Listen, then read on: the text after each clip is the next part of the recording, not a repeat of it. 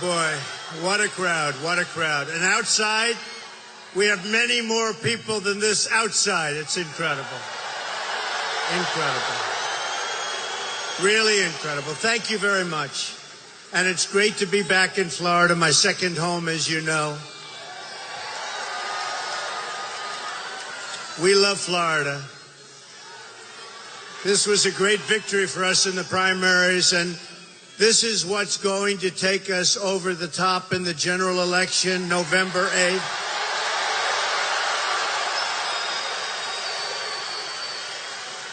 And we're going to make our country great again. We're going to do some job. Thank you.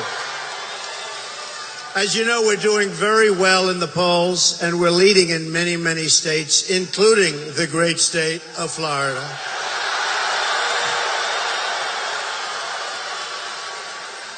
And we do expect to win Florida. I really expect it. It's going to happen. We're going to win Florida. We're going to win back the White House.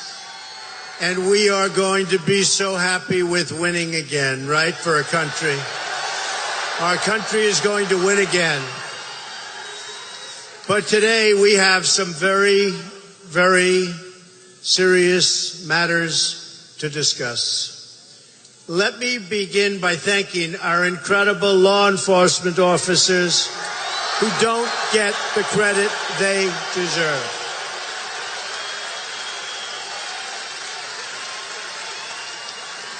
But when I'm president, they will get the credit they deserve. What a fantastic job they do. What a fantastic job they do. Incredible. There have been Islamic terrorist attacks in Minnesota and New York City and in New Jersey. These attacks and many others were made possible because of our extremely open immigration system, which fails to properly vet and screen the individuals or families coming into our country. Got to be careful. Attack after attack, from 9/11 to San Bernardino, we have seen how failures to screen who is entering the United States puts all of our citizens, everyone in this room, at danger. So let me state very, very clearly, immigration security is national security.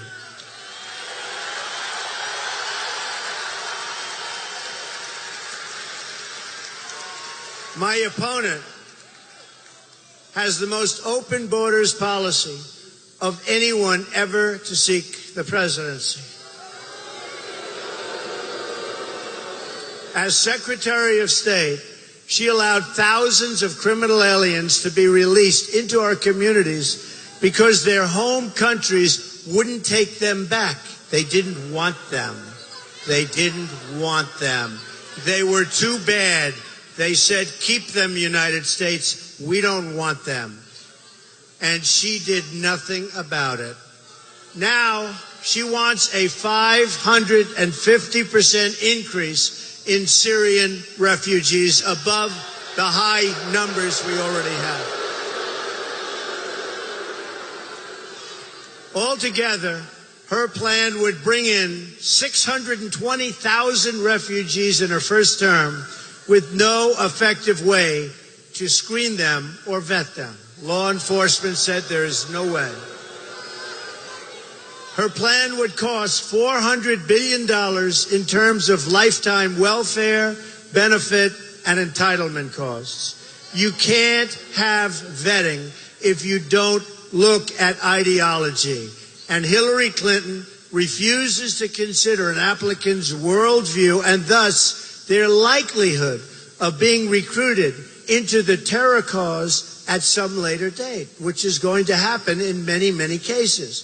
This isn't just a matter of terrorism. This is also really a question of quality of life. We want to make sure we are only admitting people into our country who love our country. We want them to love our country.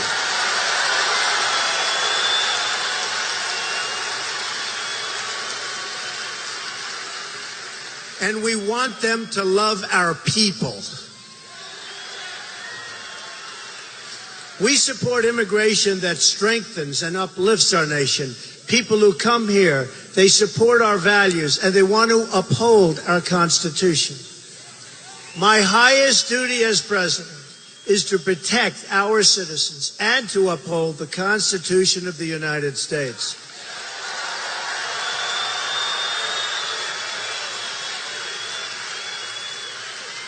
I will honor that duty to the fullest extent every single day, and I will never waver, and I will tell you that I consider a sacred obligation. Sacred.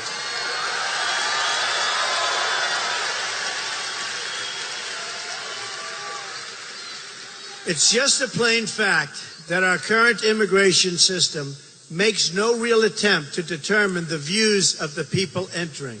Since 9/11, hundreds of immigrants and their children from high-risk regions have been implicated in terrorism and terrorist-related activity in the United States. Hundreds and hundreds. The Senate Subcommittee on Immigration, chaired by Senator Jeff Sessions, who is a truly great senator and man, has released this information in great detail, and we encourage you all to look it up. Now we learn today that another 858 immigrants from dangerous countries have slipped into our country and have been granted full citizenship despite pending deportation orders. These are people that were supposed to be deported, and they were given full citizenship. They made a mistake. This is totally unacceptable. Altogether, there are nearly 1 million individuals in the United States with deportation orders who have not yet been removed. In the 20th century, the United States defeated fascism, Nazism, and communism. Now we must defeat radical Islamic terrorism.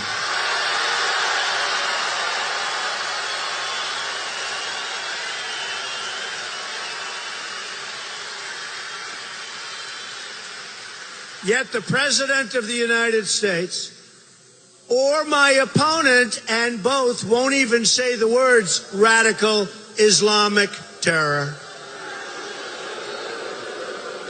In fact, Hillary Clinton talks tougher about my supporters than she does about Islamic terrorists, right? She calls the patriotic Americans who support our campaign, many of them cops and soldiers, deplorable and irredeemable, and she means it. Millions and millions of people.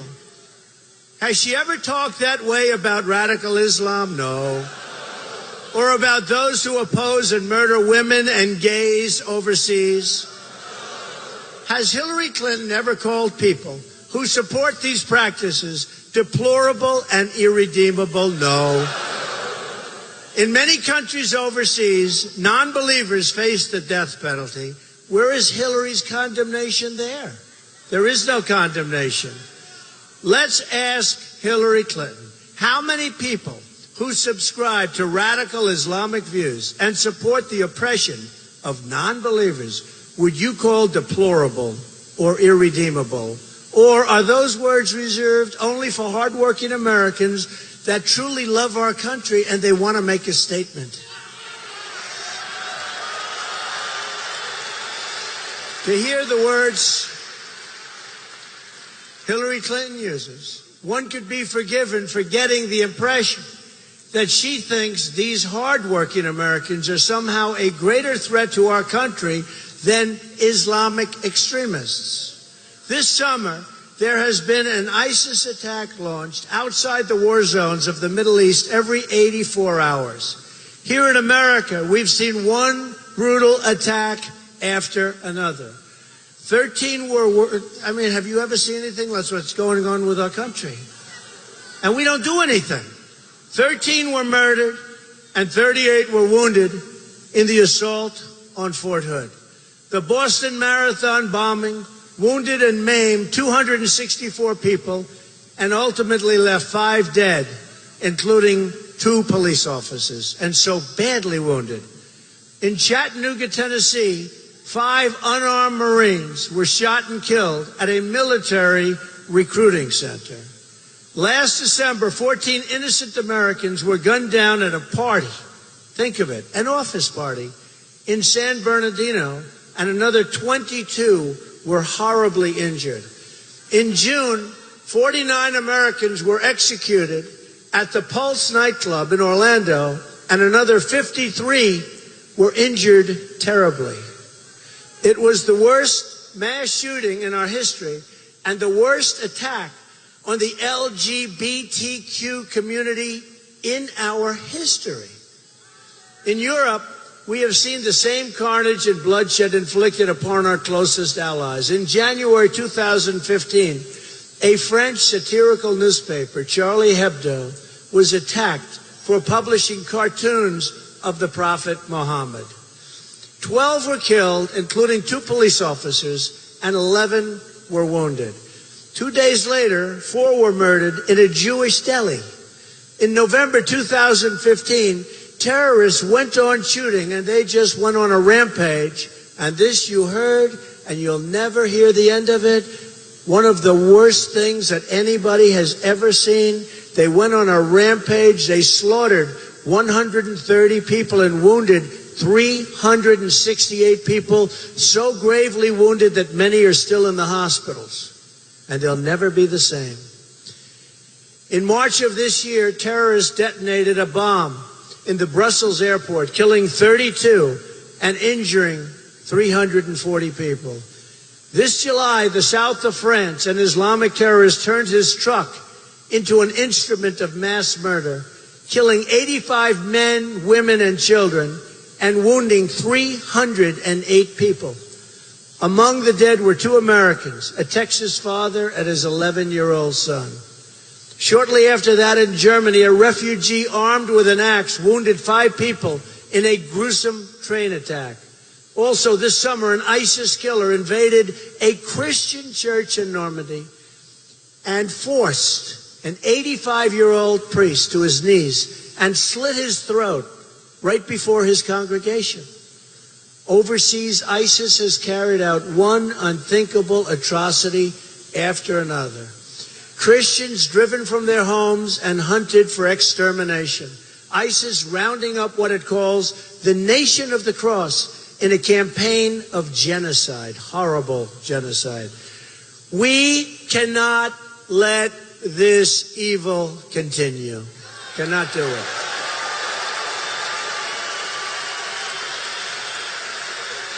Cannot do it.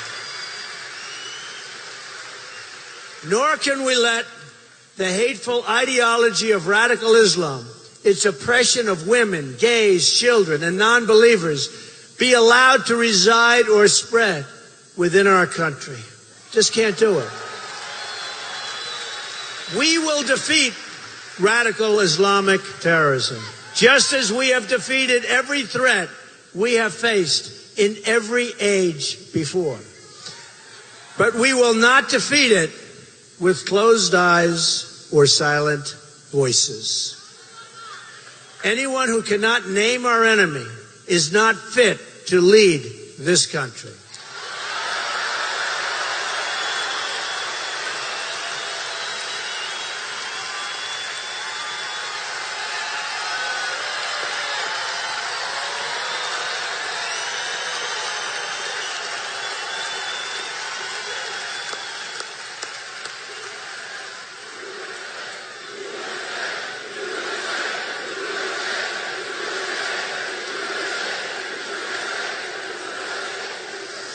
Do we love our country? Do we love our country?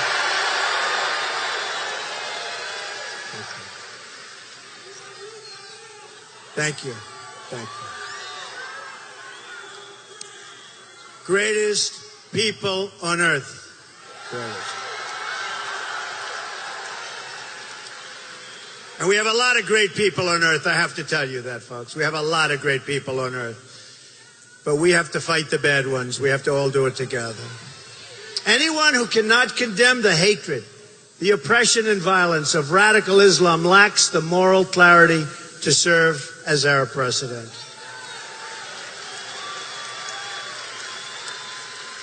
Just remember, doing it for many, many years, and now she's saying what she's going to do. She very much caused the problem when you think about it. Her weakness, her ineffectiveness caused the problem, and now she wants to be president? I don't think so. The commander-in-chief of this nation must speak with moral clarity and conviction. Our system of government is the best in the world, and as your president, I will defend our values and speak out against all of those who assault our values in any way, shape, or form.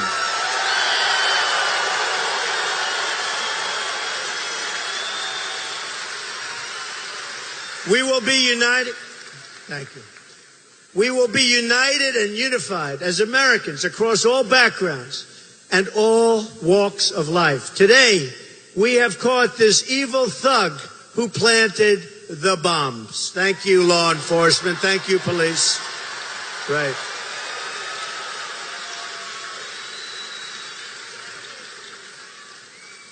But the bad part, now we will give him amazing hospitalization. He will be taken care of by some of the best doctors in the world. He will be given a fully modern and updated hospital room. And he'll probably even have room service, knowing the way our country is. And on top of all of that, he will be represented by an outstanding lawyer. His case will go through the various court systems for years, and in the end, people will forget, and his punishment will not be what it once would have been. What a sad situation. We must have speedy but fair trials, and we must deliver a just and very harsh punishment to these people.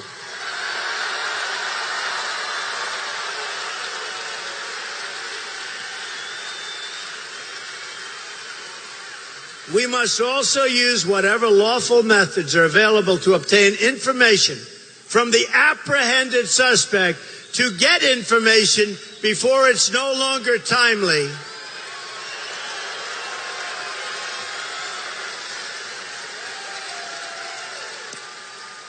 And Congress should pass measures to ensure that foreign enemy combatants are treated as such. These are enemies, these are combatants, and we have to be tough and we have to be strong.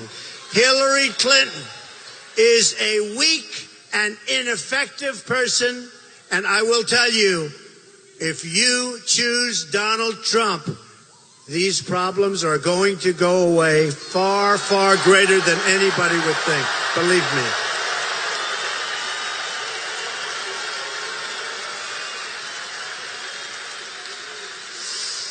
She is a weak and ineffective person. Just remember that. Hillary Clinton, and they are looking, they want her so badly. They want her so badly.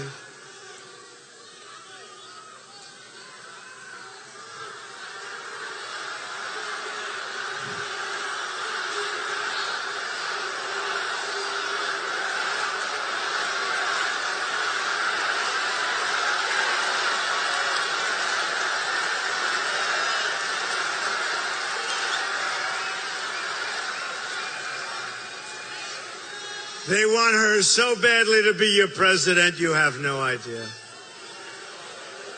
It will be a field day. So Hillary Clinton's policies in Iraq, Libya, Syria, other places are largely responsible for the rise of ISIS in the first place. Her attacks on me are all meant to deflect from her record of unleashing this monster of evil on us and all over the world. And her claim that my opposition to radical Islamic terrorism is this was something she said today, that it's my strong opposition to these people. That's a recruiting tool, and it demonstrates a level of ignorance about the terror threat and its motivations. Now, let me just tell you, she is not the right person to solve a problem that largely her and Obama gave us. That Obama gave us. It disqualifies her from being a credible presidential candidate, in my opinion. What do I know? In my opinion, does everybody agree with me or not?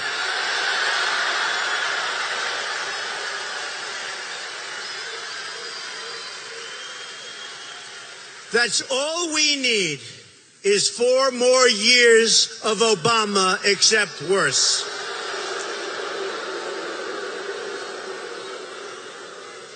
And I will say this. You see that in the polls. You see it all over. You see it outside.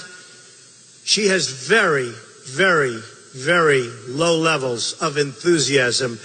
I think a lot of people are not going to bother and go to the polls to vote for her. But I know that our people, and this is also in the polls, the highest level of enthusiasm that they've seen. We're going to vote.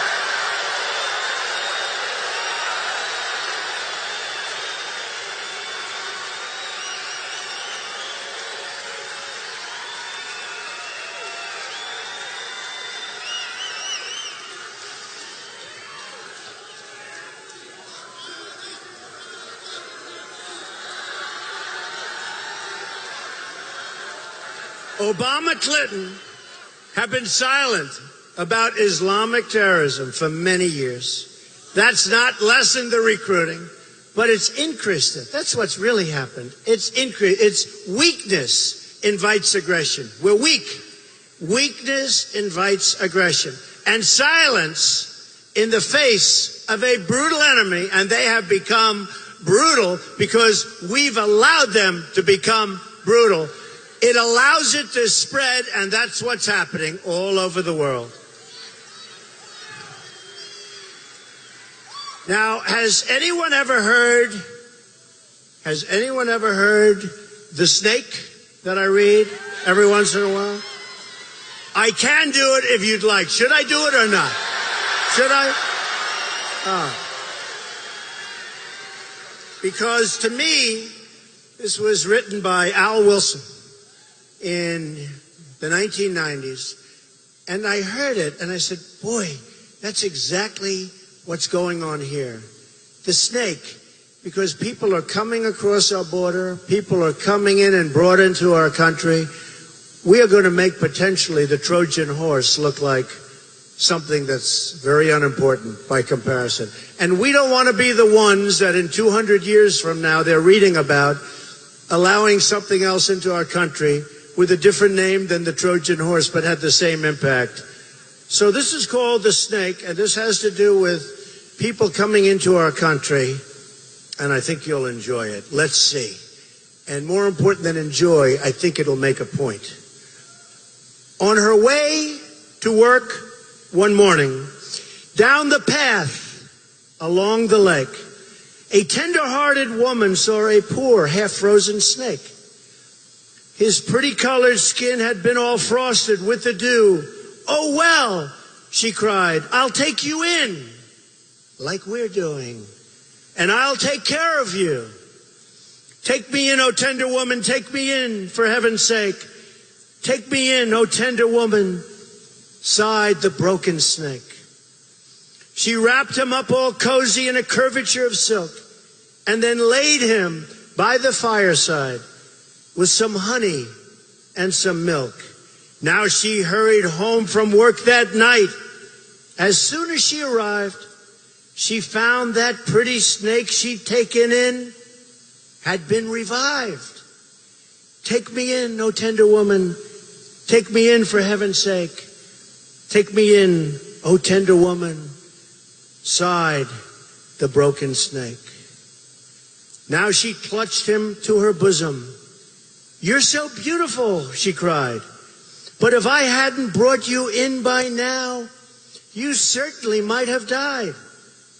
Now she stroked his pretty skin, and then she kissed and held him tight.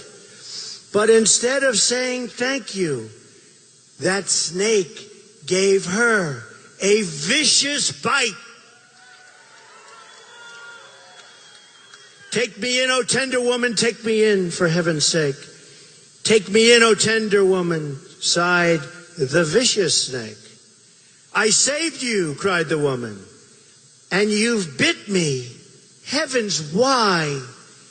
You know your bite is poisonous, and now I'm going to die." "Oh, shut up, silly woman," said the reptile with a grin. "You knew damn well I was a snake before you took me in."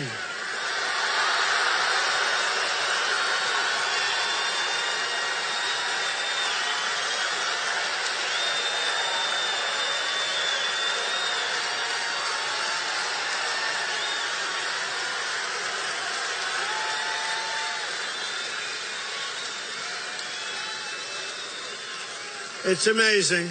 Gonna happen unless we get very, very, very smart. Oh, don't worry about it. We're gonna build a wall. Don't worry about it. We're gonna build a wall. Don't worry about it. We're gonna build a wall, and Mexico's gonna pay for the wall, and we're gonna make great trade deals, and lots of good things are gonna happen. Don't worry about it. So ISIS is torturing, murdering, executing, and exterminating people in a campaign of genocide. And what is Hillary Clinton's suggestion? That we should censor our vocabulary and never say these certain words. Refusing to say the words radical Islam has not saved a single life and never will. Our president doesn't say the words, and look what's happening here and all over the world. They refuse to say the words, "We're presiding over something that the world has not seen. The level of evil is unbelievable." When we went to high school and we went to college, we'd study medieval times. That's when they chopped off heads. Well, we're in medieval times. That's what we are. They chop off heads. They drown people in steel cages. They bury people in the sand. We've never seen anything like that. I was against going into the war in Iraq, but we got out the wrong way. President Obama did a terrible thing the way he got us out of the war. And by the way, and somebody was telling me, a great expert this weekend, Iraq has essentially been taken over by Iran. All of those lives, all of that money, trillions and trillions of dollars, what have we got? And then on top of it, he got us out the wrong way, and ISIS formed. Great job, President Obama. Great job. Great job. Just like we named our enemy in the Cold War, so too must we name our enemy today. Clinton's comments might not fit the far left think tanks, but they have no place for someone seeking a job as commander-in-chief. They aren't just naive, but reckless, and they're beneath the high standards of the office that she is seeking. The White House says it's just a war of narratives. Imagine telling that to the thousands of people murdered by this sadistic, evil enemy. This is the so-called leadership that's turned ISIS loose on the world and flung our borders wide open, wide open. It's time for tough borders. It's time for common sense. It's time to do things right. We have to put America first. We have to put America first.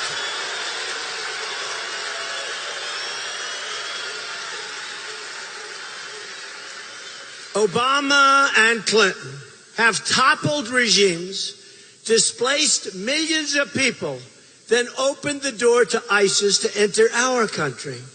This is a not too smart policy. This will go down, when people look at this in the years ahead, as among the worst foreign policy decisions ever made by any country at any time. We have opened the world to ISIS, and now we have to close those doors.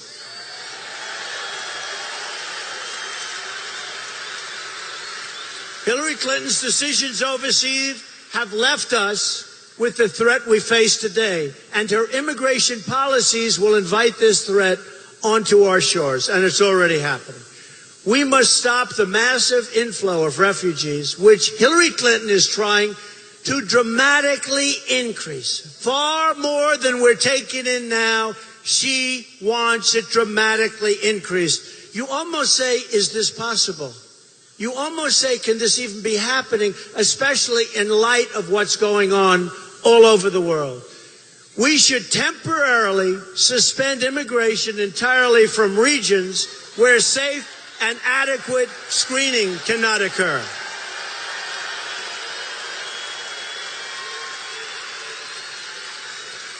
My policy will benefit the millions of wonderful immigrants living here and the wonderful immigrants coming in to our country in the future, because all good and decent, loving people want to live in a good and decent, loving country. Let me emphasize this point. The pro-immigrant position is the position that favors tough screening and tight controls. And we want people to come into our country, but they have to come in legally through a process, and we need extreme screening.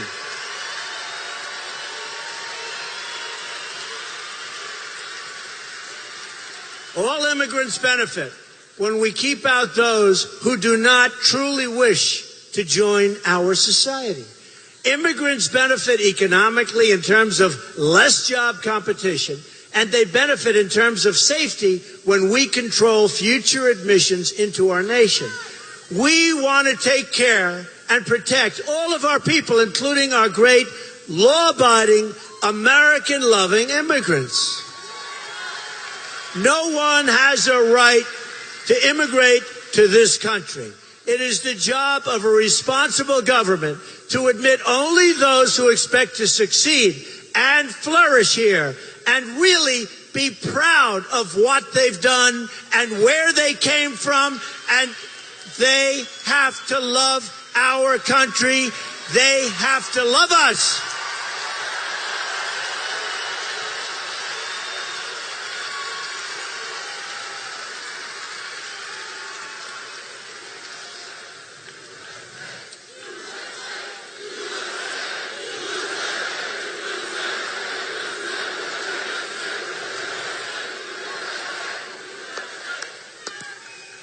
What amazing people. You know, Florida, I think we're going to win by a lot. We're going to win by a lot.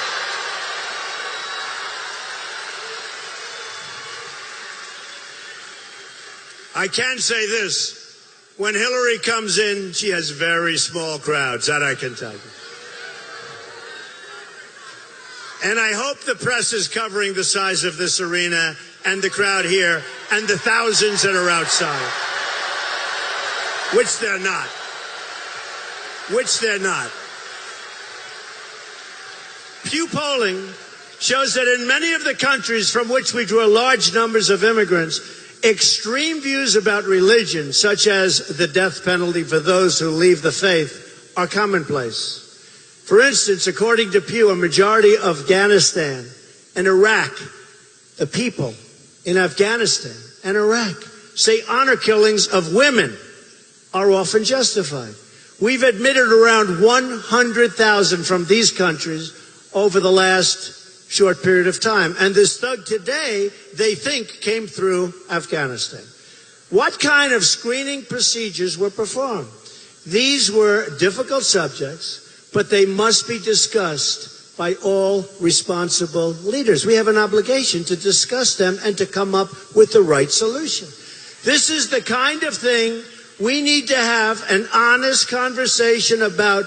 When devising screening methods, they have to be good screening methods. They have to be methods that work. And unless we have those methods, sorry, folks, you can't come into the country. Sorry. Just look at the San Bernardino horrible shooting and the female shooter who came on a fiancé visa from Saudi Arabia. Defeating this threat will also require the best intelligence gathering in the world. By the way, the detainees being released from Gitmo are returning to the battlefield. You're hearing about that, right? Let them go, and then they return to the battlefield, and everybody's surprised. Is anybody in this room surprised that many of those detainees are returning to the battlefield, and some immediately? We also need the best protection of classified information.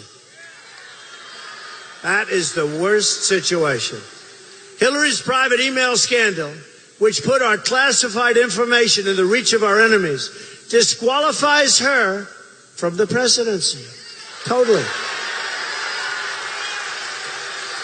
Then she covered up her criminal acts by mass deleting her emails. How about she gets a subpoena from the United States Congress, and after she gets the subpoena, she deletes 33,000 emails plus, and everything's just fine. What is going on? And not only did she delete them, but she bleached them, something that most people have never even heard about. And she destroyed her phones, many the old-fashioned way, with a hammer. Did anyone ever hear of this before? This is beneath the dignity of the Oval Office. Our next president must also stand up for America and promote American values. Do you all remember President Obama's apology tour? He apologized for the United States. We're sorry. We're so sorry. We're so sorry.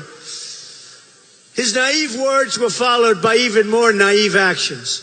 The failure to establish a new status of forces agreement in Iraq and the election-driven timetable for withdrawal, a disaster, surrendered our gains in that country and led directly to the rise of ISIS. I oppose going into Iraq, unlike Hillary Clinton, and I oppose the reckless way Obama, Clinton left Iraq. The failures in Iraq were compounded by Hillary Clinton's disaster in Libya.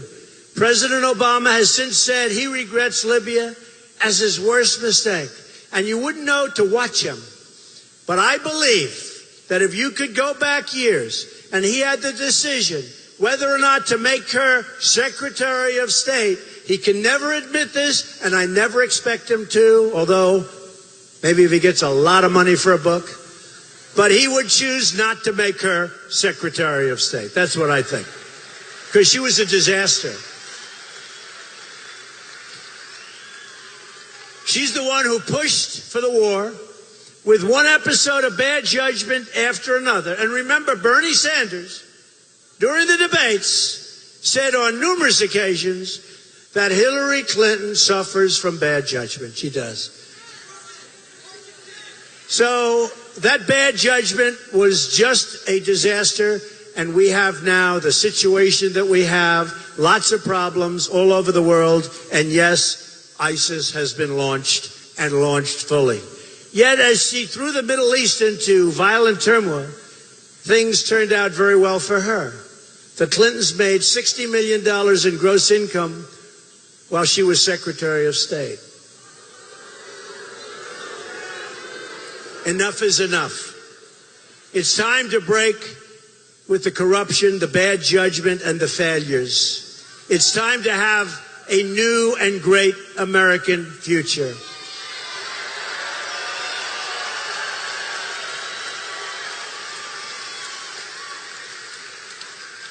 We're going to change our immigration system to reflect American values. Remember, American values. We're going to stop the reckless and costly policy of regime change overseas and instead focus on working in partnership with our allies on a military campaign to utterly destroy ISIS. We have no choice. This effort will require military warfare, but also financial warfare, cyber warfare, and even ideological warfare. We have to beat them at their own game. They're playing the game much better than we are. And youth is going for their version, not our version. Our goal is not to build democracies. Our goal is to we want to defeat our enemies. And then we want to get back to rebuilding our country. Our country's a mess. Our infrastructure's a disaster. We owe, right now, almost $20 trillion. And our country's in trouble. Enough endless war. It's time to have a real plan for victory. But to win this struggle, we need to be strong at home. My economic plan can be summed up in 3 very simple words: jobs, jobs, jobs.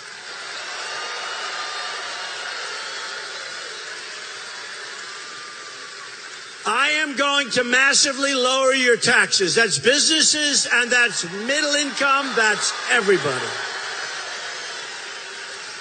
I'm going to get rid of the vast amounts of unnecessary regulations on your businesses and in your life. It's horrible. I'm going to repeal and replace Obamacare. It's a disaster.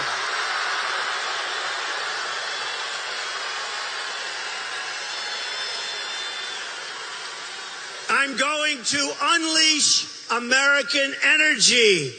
Unleash American energy. And wait till you see what happens. We'll start paying down our debt. So many things can happen. And even your electric bill will be a lot less, I hope. We do it properly, I know. I'm going to appoint justices to the Supreme Court who will follow the Constitution.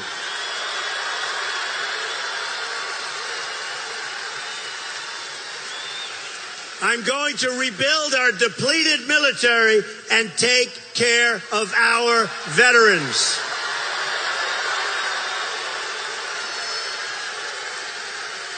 I'm going to renegotiate our disastrous trade deals, and they are indeed a disaster. I'm going to put American workers first and fix our rigged system. It's a rigged system, folks. We will rebuild our roads, our bridges, our tunnels, highways, airports, schools, and hospitals. American cars will travel the roads. American planes will soar the skies, and American ships will patrol the seas. American steel will send new skyscrapers into the clouds. American hands will rebuild our nation. American hands. And American energy, mined from American sources, will power this nation. American workers will be hired to do the job. We will put new American steel into the spine of our country. I will fight for every neglected part of this nation, and I will fight to bring us together as one American people. Imagine what our country could accomplish if we started working together as one people, under one God, saluting one American flag.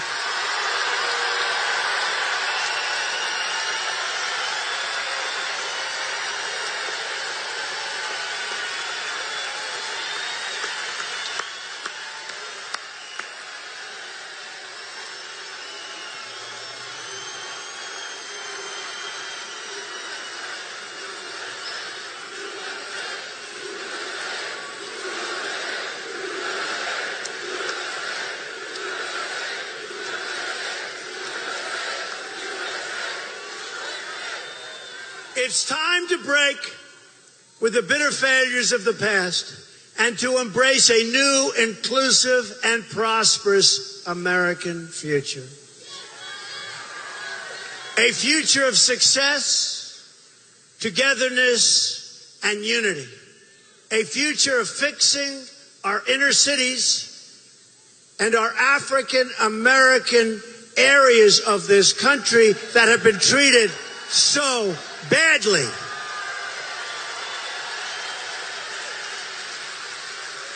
Our inner cities are a horror. No jobs, no safety, education is the worst. We're going to fix it. We're going to fix it. You've been hearing that for years and years by the Democrats who have run the inner cities for, in some cases, more than 100 years straight. We're going to fix our inner cities, and I'm going to get tremendous votes from the African American community. And we're going to get tremendous votes from the Hispanic community. We're going to bring jobs back to our country. We're going to bring jobs back to our country. And once more, we're going to have a government of, by, and for the people.